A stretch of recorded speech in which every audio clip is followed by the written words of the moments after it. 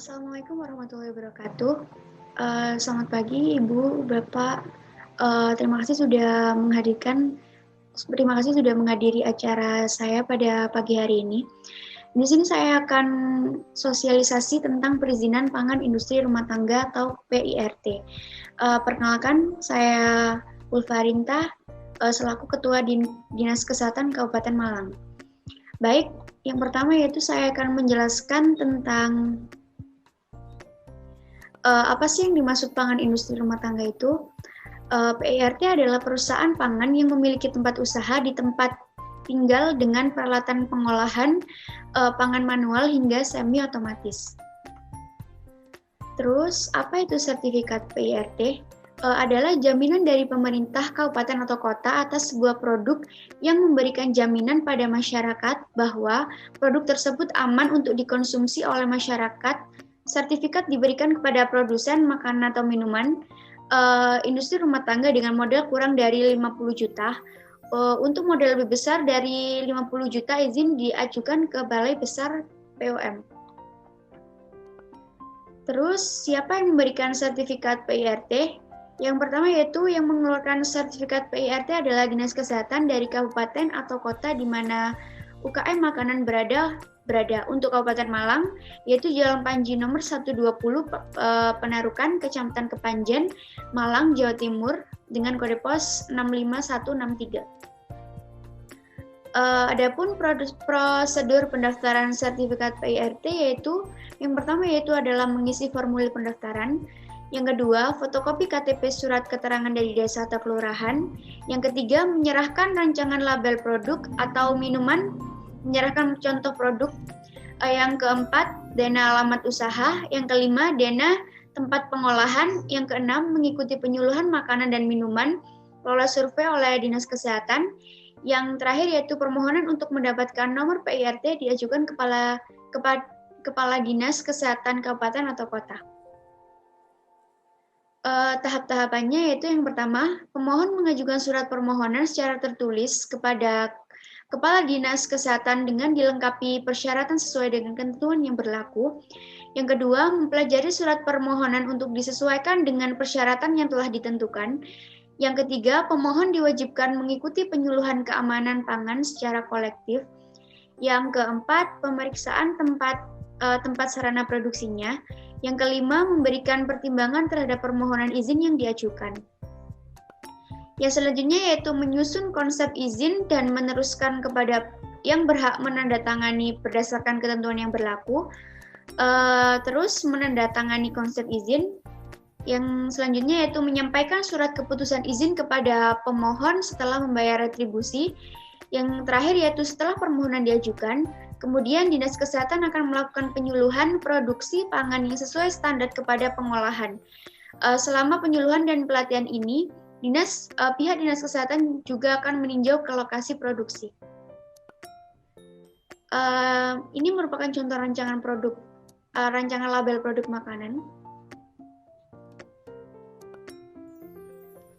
Yang selanjutnya yaitu ada contoh dana alamat usaha, yaitu ini ada lantai 1 dan lantai 2. Dasar hukum perizinan pangan industri rumah tangga. Yang satu yaitu Kemenkes RI nomor 942 tahun 2003 tentang persyaratan higienis sanitasi makanan jajanan.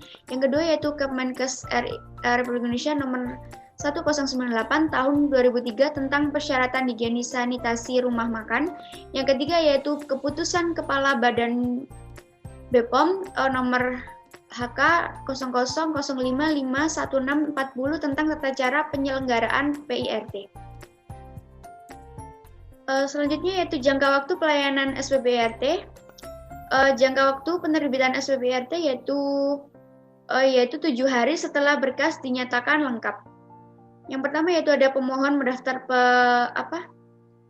mengikuti penyuluhan yaitu 1 hari. Yang kedua, penyuluhan dilakukan di Dinas Kesehatan yaitu selama 1 hari. Yang ketiga yaitu survei sarana 4 hari. Yang keempat yaitu penerbitan SPPIRT yaitu 1 hari. Alasan mengapa adanya pangan industri rumah tangga. Yang pertama yaitu mempunyai nilai kearifan lokal, misalnya bahan dasar yang hanya ada di daerah tertentu. Yang kedua, modal relatif kecil. Yang ketiga, menggunakan teknologi sederhana. Yang keempat, mudah dikerjakan. Yang kelima, meningkatkan peran wanita dalam ekonomi rumah tangga. Mengapa pangan industri rumah tangga harus ada izin edar? Penjelasannya yaitu produk makanan atau minuman yang beredar di masyarakat saat ini semakin banyak dan beragam. Karena semakin berkembangnya teknologi dan perubahan pola hidup masyarakat, untuk melindungi masyarakat dari produk pangan yang membahayakan kesehatan, maka salah satu kebijakan pemerintah adalah dengan menerapkan perizinan produk dari izin edar bagi produk makanan. Karena dengan menerapkan kebijakan tersebut, maka pemerintah dapat melakukan pengawasan serta pembinaan agar produsen makanan atau minuman memproduksi pangan sesuai dengan cara produksi dengan cara yang baik. Dampak positif adanya perizinan pangan industri rumah tangga. Yang satu yaitu selain kita bisa dengan tenang mengedarkan dan memproses produksi kita secara luas dengan resmi, ada keuntungan tambahan dari pengurusan izin ini yaitu jika pada saat dilakukan survei oleh petugas dari Dinas Kesehatan, ternyata dilihat bahwa industri tersebut memerlukan beberapa alat untuk menunjang pekerjaan ataupun untuk efisiensi, maka pihak kesehatan dengan dana dari pemerintah daerah kadangkala akan menyumbangkan alat penunjang industri yang kita butuhkan tanpa memungut biaya, misalnya plastik kemasan, alat pres kemasan, label atau logo industri, alat vakum untuk penggorengan makanan, dan peralatan lain yang dibutuhkan. Selain itu, dengan pencantuman kode IRT, makanan dan minuman akan lebih mudah dipasarkan dan lebih disukai konsumen hingga bisa meningkatkan daya jual. Ini merupakan contoh proses industri rumah tangga.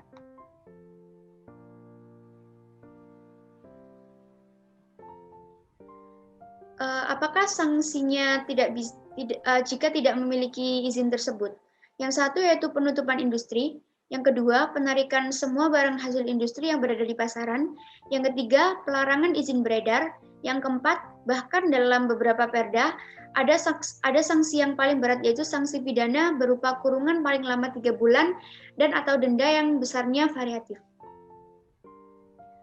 Terus kesimpulan dari persen sosialisasi saya kali ini yaitu perizinan pangan industri rumah tangga sangat penting selain kita bisa tenang mengedarkan dan memproses produksi kita secara luas dengan resmi juga dapat meningkatkan daya jual.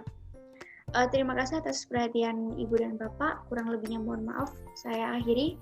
Jika ada pertanyaan silahkan. Terima kasih. Wassalamualaikum warahmatullahi wabarakatuh.